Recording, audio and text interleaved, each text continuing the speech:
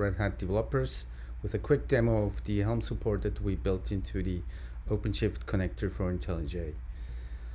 I'm logged into my IntelliJ IDE.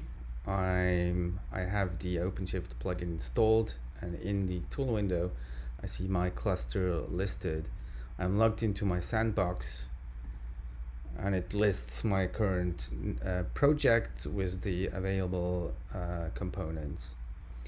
If I go into the context menu of the cluster, I can list the available Helm charts. I'm looking for the Wildfly. I select it, I see the available versions, the name and the description.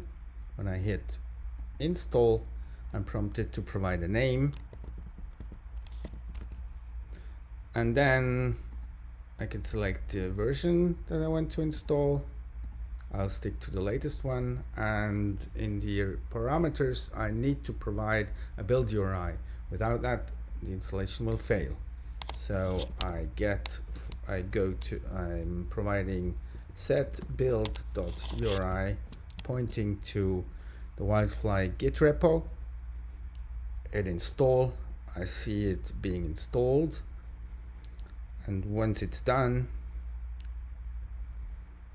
I get the output. I see that release Wildfly was created, that it's the revision 1, and further instructions on how to interact with it.